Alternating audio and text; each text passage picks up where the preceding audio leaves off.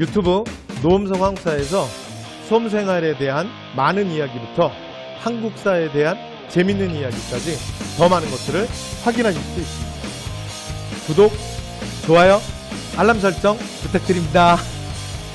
모아서 511페이지 화폐유통 과정에서 나타나는 전황인데, 동전부족 현상.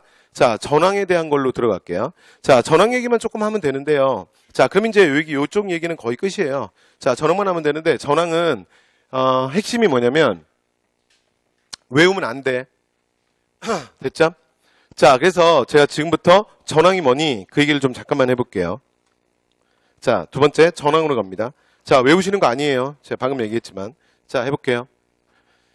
전황이 뭐니? 글로 가볼게요.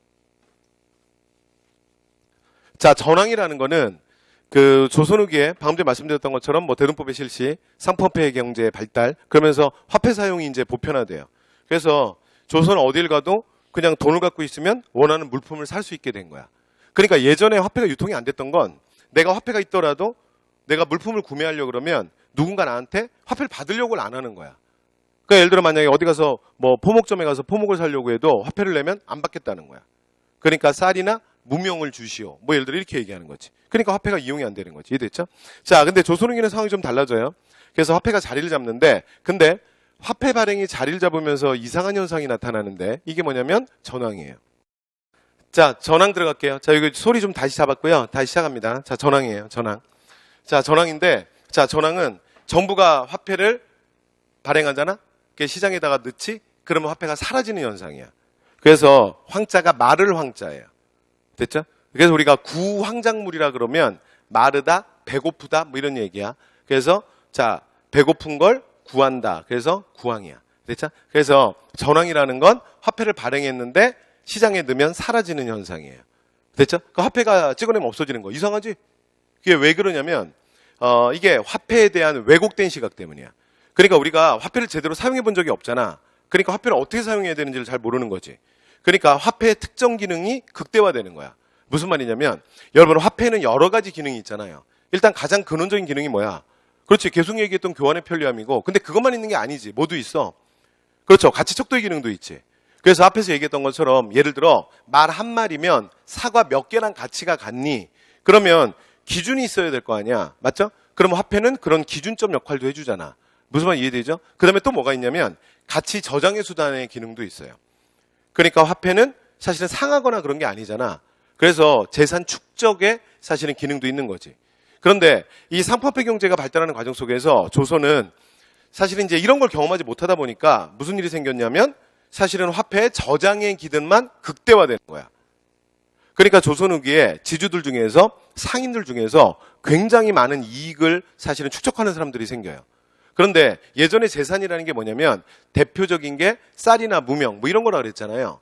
그러니까 쌀이나 소위 말해서 면포 이런 예를 들어 뭐 포목들은 어떤 특징이 있냐면 얘들이 부피가 되게 큰 거야. 그러니까 예전에 그 소위 말하는 좀 산다는 집 부잣집들은 보통 곡간이 따로 있어요. 그러니까 곡간이라는 게 오늘날 우리 표현으로 하면 그러니까 금고야, 금고. 근데 문제는 얘네들이 부피가 크잖아. 쌀이나 이런 곡물들이 부피가 크잖아. 그러니까 어떻게 되냐면 만약에 내가 재산이 계속 증식되면 곡간을 계속 넓혀야 되는 거야. 무슨 말인지 돼요? 그러니까 소위 말해서 부잣집에 가면 내 노비 중에 그러니까 곡간직이라는 걸 반드시 둬. 왜냐면 곡간 털리면 끝이야 나도. 무슨 말 알겠어요? 그러니까 노비들이 24시간 소위 말해서 우리 오늘날로 말하면 뭐라 그래? 무슨 뭐 캡스? 뭐 그런 것처럼 노비들이 계속 그러니까 하루 종일 곡간을 지키는 거야. 뭔 말인지 이해되죠? 그런데 이게 재산은 계속 증식되는데 그런데 조선 후기는 부익부 빈익빈이 되게 심해지거든. 그러니까 이제 부가 특정인들에게 계속 쏠리고 또 힘들어지는 사람은 이전보다 더 힘들어져 삶이. 여기까지 돼요? 그런데 부자들이 누가 자신의 그러니까 은행 잔고가 바깥으로 드러나는 걸 좋아하는 사람이 누가 있겠어요. 그렇잖아. 맞잖아요? 근데 고가는 계속 넓혀야 되는 거지. 부담스럽지. 왜냐면 이게 온 동네 사람들 다 알잖아. 그렇잖아요? 그런데 이런 부자들이 소위 말해서 이런 지주 대상인들이 뭘 만난 거야? 그렇지. 상평통보를 만난 거야. 화폐를 만나는 순간 마음을 다 뺏긴 거야. 무슨 말 알겠어요? 야, 이 귀염둥이가 그동안 어디 있었던 거야, 너. 그래서 상평통보만 잡으면 어떻게 하는 거예요? 밤마다 땅에다 파묻는 거야. 그러니까 소위 말해서 얘는 부피가 작으니까 짱 박아놓기 딱 좋은 거지. 무슨 말이 되세요? 그러니까 화폐 기능이 왜곡되는 거야. 그러니까 시장에 전부 화폐를 풀어놓으면 소위 말해서 가진 자들이 화폐만 잡으면 전부 어떻게 하는 거야? 저장을 하는 거죠. 땅에다 파묻어 버리는 거야. 그러니까 18세기에 이렇게 좀 이상한 현상이 나타나. 정부가 이제 화폐를 막 찍어내는데 화폐가 시장에만 들어가면 화폐가 사라져. 화폐가 사라져. 화폐가 사라져. 이런 현상이 나타나요. 여기까지 됐어요? 자, 이걸 뭐라 그런다? 전황이라 그래요. 자, 이제 질문 나갑니다. 그러면 이렇게 전황이 되면 자, 첫 번째. 자, 물가는 여러분 상승할까요? 아니면 자, 물가는 하락할까요? 예? 이거 상승하는 거야, 하락하는 거야? 상승해요, 하락해요? 여러분 이거를요, 저랑 근현대사 쪽을 요쪽을 먼저 저랑 했던 사람들은 기억이 나실 거고, 그 다음에 자신의 선택 과목이 무슨 경제학이나 사회가 있으신 분은 아실 거고, 아닌 분들은 외우는 거 아니야. 됐죠? 자, 물가는 상승한다, 하락한다. 그러면 여러분 물가가 순간적으로 헷갈릴 수 있거든. 그래서 제가 이걸 근현대사 할 때도 똑같은 얘기를 하는데, 이걸 생각하기 좋은 게 뭐냐면, 그러니까 물건과 교환되는 애가 누구야? 화폐지. 그러니까 화폐 가치를 생각하는 게 더 편해. 이해됐죠? 그러니까 물가라고 하는 건 이제 물건들의 가치의 총합이잖아. 그리고 그 다음에 화폐는 그와 교환되는 비율이니까. 아니 교환되는 가치니까. 이해돼요? 그러니까 물건과 화폐가 있으면, 예를 들어 화폐 가치가 올라가면 얘는 가만히 있었지만 어떻게 되는 거야? 하락한 거지. 무슨 말이 돼요? 그러니까 만약에 화폐가 가치가 떨어지면 얘는 가만히 있었지만 이게 둘이 교환되는 비율이다 보니까 얘는 가치가 올라가는 거잖아. 무슨 말이 되세요? 그러니까 이렇게만 그냥 이해하시면 돼요. 별거 없죠? 자, 한 번만 더 해볼게요. 자, 그럼 잘 보세요. 자, 지금 전황이 나타나면 화폐 가치가 상승하는 거야, 하락하는 거야? 한 번만 더. 그러면 지금 시장에서 화폐가 자꾸 사라지니까 화폐가 흔해지는 거야, 화폐가 귀해지는 거야? 그렇지, 화폐가 귀해지는 거죠. 화폐가 자꾸 사라지니까. 여기까지 됐어요? 자, 그러면 어떻게 된다? 전황은 화폐의 가치가 무조건 올라가는 거야. 화폐가 귀해지잖아. 이해됐어요? 그러면 물건은 교환되는 비율이니까 물가는 어떻게 되는 거야? 자, 물가는 하락하는 거예요. 여기까지 되셨나요? 여기까지 되신 거죠? 자, 그래서 전황이 나타나면 자, 물가는 어떻게 된다? 물건의 가치는 하락하게 돼요. 여기까지 이해되신 거죠? 끝. 자, 그런데 여기서 이제 하나 더. 그럼 요건 됐고요. 외우지 마시고. 이거 외우는 거 아니야. 내가 자꾸 외우지 말라고 하는 이유가 뭐냐면, 여러분 얘도 시험에 나올 때 요 문장이 나와요. 선지로. 그러면 여러분이 외웠던 그 단어가 안 나오고 말이 바뀌어 나오면 또 단어 바뀌었다고 해서 또 틀리고 그러면 안 된다고. 그러니까 말을 알아들어야지 단어를 외우지 마시라고. 자, 계속 갑니다. 자, 두 번째 갈게요. 자, 두 번째는요. 자, 그러면 여기서 이제 하나 더 질문. 자, 그러면 농민은 자, 이렇게 전황이 나타나면 유리한 거야? 아니면 자, 농민은 불리한 거야? 여러분 유리해요, 불리해요? 유리한 거야, 불리한 거야? 유리하다, 불리하다? 지금 뭐라고요? 화폐 가치가 높아져서 물건의 가치가 떨어져서 물가가 하락하고 있어. 그럼 물가가 하락하면 농민은 유리할까, 불리할까? 농민은 유리해요, 불리해요? 불리해? 유리해? 그럼 물가 상승이 유리해? 아니, 농민이 유리해, 불리해? 아니면 상관없어? 상관없는 거 아니야. 둘 중에 하나야. 유리하거나 불리하거나. 유리해, 불리해. 여러분, 제가 어릴 때요, 동네에서 초등학교 들어가기 전에 제가 동네에서 어른들이 저를 보고 뭐라 그랬냐면, 영재라 그랬었어요. 어릴 때. 그런데 비유소도 좋아. 그런데 지금 생각해 보면 맞는 말인 것 같아요. 왜냐면 제가 어릴 때 좀 생각나는 사건들이 몇 개 있는데, 대표적으로 저희 어머니가 잠깐 화장품 파는 샵을 운영했던 적이 있어요. 그래서 저희 할머니가 잠깐 키워줬었거든요. 근데 저희 가족이 제가 있고 제 밑에 동생이 하나 있어요. 그 이제 이렇게 형제인데, 근데 뭐 어쨌든 간에 근데 이제 할머니가 이제 절 키울 때, 제가 그때 초등학교 들어가기 전이야. 근데 그때 유치원 다녔었거든. 그런데 유치원도 다니기 전이야. 근데 하여튼 제 동생은 완전 꼬맹이고, 그 다음에 제가 있고. 근데 할머니가 저희 어머니 아버지 출근하시고 나면 가끔 제가 그때 서울 살 때요. 제가 서울이야. 근데 할머니가 뭐라 그러냐면, 동생 잘 보고 있거라. 할머니 쌀 팔고 없구마. 그러고 잠깐 나갔다 오세요. 근데 무슨 얘기냐면 할머니가 나한테 뭐라 그랬다고? 쌀 판다고. 그래서 쌀 팔고 온다고. 그런데 저희 집은 농사 짓는 집이 아니야. 그러니까 우리 집에 있는 이 쌀은 얼마 전에 우리 아버지가 사온 거야. 근데 아버지 어머니가 사라지면 할머니는 손주들을 놔두고 쌀을 팔고 있는 거지. 무슨 말 알겠어요? 그러면서 할머니랑 저랑 비밀이 하나 생긴 거야. 그래서 할머니가 쌀 파는 거에 대해서 저는 아버지 어머니한테 절대 말을 안 해. 그냥 입을 다물고 있는 거지. 그러면 할머니가 돌아오실 때 어머니가 저를 절대 안 사주셨던 것들을 사주세요. 예를 들어 초콜릿, 사탕 이런 걸 사줘. 그럼 저는 그냥 입만 다물고 있으면 돼. 그러면 할머니가 초콜릿, 사탕을 날 줘. 여기까지 됐어요? 그런데 제가 얼마나 똑똑했냐면 마지막 할머니가 죽는 그 순간까지 이 비밀을 지켰어요. 됐어요? 그런데 나중에 나이가 들고 나서 제가 이 말의 진짜 뜻이 뭔지를 알았어요. 쌀 판다는 말의 뜻이 뭘까요?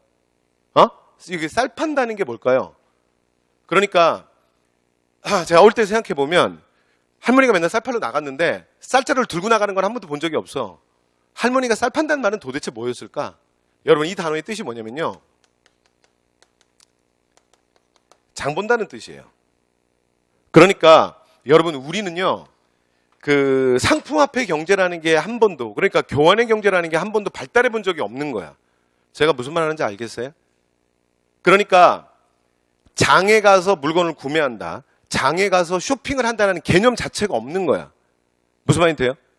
그러니까 나중에 좀 이따 이거 장시편에 가서도 할 건데 조선의 지방에서 열리는 5일마다 한 번씩 열리는 장시라고 하는 건 물건을 구매하는 곳이 아니야. 그러니까 지금도 이 단어가 남아있잖아. 예를 들어 집에 가면 어머니가 그 이제 학원 갔다 이렇게 왔는데 그러는 거지. 쉬어라. 엄마 잠깐 장 보고 올게. 그러면 그때 뭐라 그러냐면 스톱! 본다 그랬지. 물건은 사지 마. 보고만 와. 그러면 어머니가 뭐라 그럴 거냐면 쉬라 그럴 거예요. 됐죠? 너 좀 쉬어야 될 것 같다. 머리에서 김 나는 것 같다. 좀 쉬어라. 그래서 좀 자라 그럴 거야. 돼요? 그런데 아니 물건 사면서 왜 자꾸 본다 그래. 보기만 할 거 아니잖아. 근데 여러분 이게 그 개념이 아니라고요. 조선 후기의 장시라고 하는 건 뭐냐면 물건을 구매한다는 개념이 없어요. 그러니까 마을에 열리는 소위 말해서 이게 농민들이 세상과 만나는 공간이야. 그러니까 이 공간을 통해서 농민들은 계속 의식 성장이 이루어져요. 그러니까 내가 세상 돌아가는 얘기를 내가 농사만 짓잖아. 모르는 거지. 그럼 어디에 가면 알게 되냐면 장에 가면 알게 되는 거야. 그러니까 윗마을 사람, 아랫마을 사람, 그 다음에 전국을 돌아다니는 장돌뱅이들 여기서 다 만나요. 그리고 신비롭고 놀라운 것도.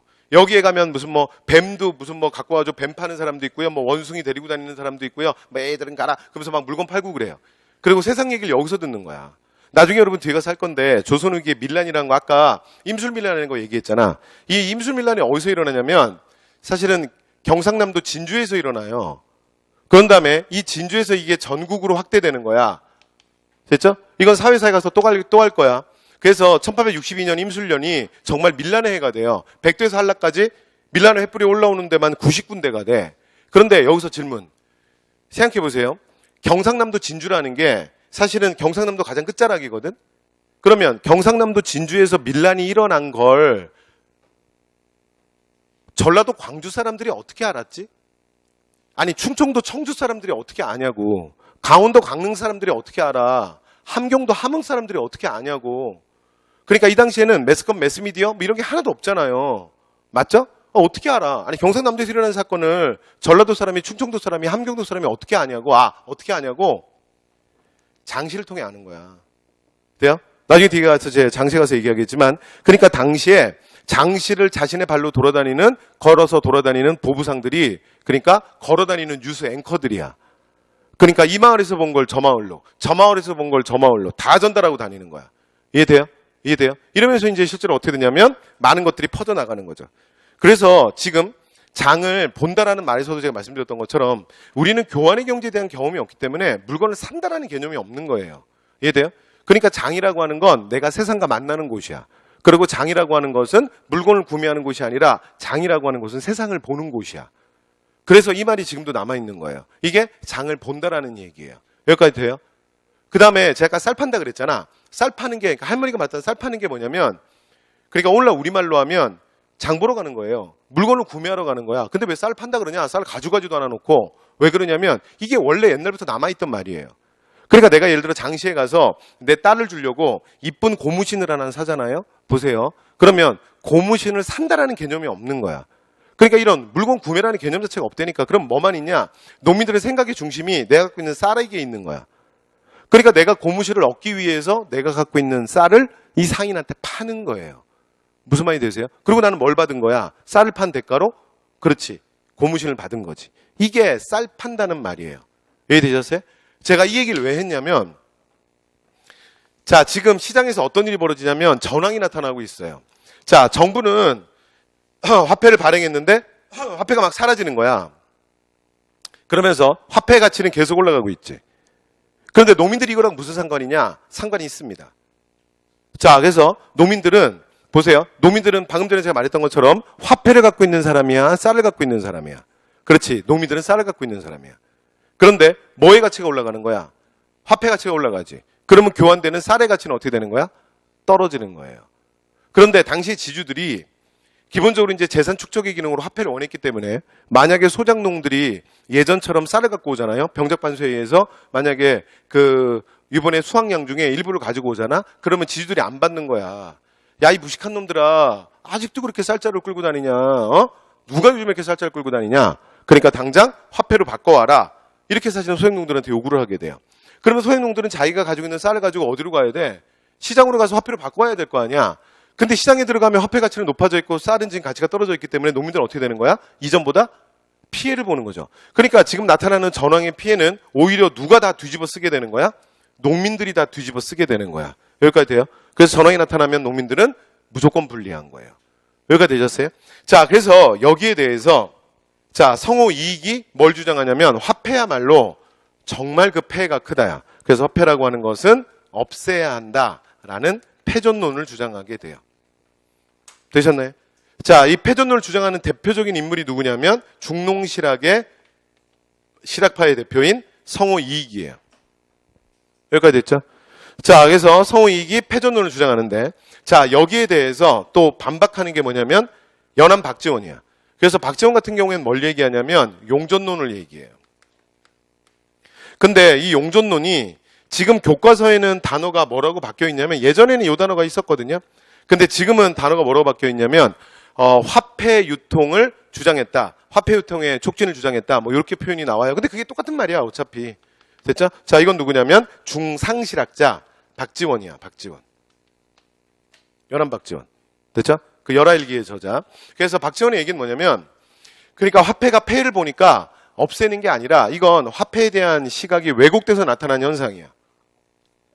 그럼 어떻게 하면 되냐면 지금은 조금 힘들지만 정부가 더 예를 들어 동강 개발이라든가 금강 개발 이런 것들 더 열심히 해서 조금 더 해서 화폐를 더 찍어서 조금만 더 뚝심 있게 발행하면 된다는 거야.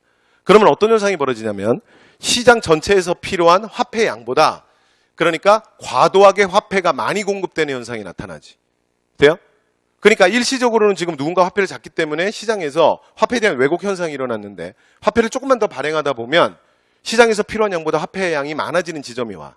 그러면 화폐의 가치가 급속도로 떨어진다는 거야. 이해돼요? 왜냐하면 화폐가 너무 흔해져 버리니까. 이해됐어요? 자, 그러면 지금 화폐를 땅에 박아놓은 사람들은 땅에 묻어놓은 사람들은 경제 변화에 굉장히 민감한 사람들이야. 그럼 보세요. 화폐 가치가 정부가 화폐를 계속 발행해서 화폐 가치가 많이 떨어지기 시작했어. 그러면 누가 제일 많이 손해를 보겠어요? 그렇지. 땅에 화폐를 가장 많이 묻어놓은 사람이 가장 많은 피해를 뒤집어 쓰겠지. 그런데 이 사람들은 경제 변화에 예민한 사람들이거든. 그래서 어떻게 되냐면 자기가 더 손해를 보기 전에 땅에 묻어놨던 화폐를 다시 시장에 토해내게 돼 있다는 거야. 이해돼요? 자, 이게 뭐냐면 연암박지원의 용전론이야. 여기까지 됐죠? 그래서 조금 더 뚝심 있게 발행하면 된다. 자, 이게 용전론이에요. 자, 결론 갈게요.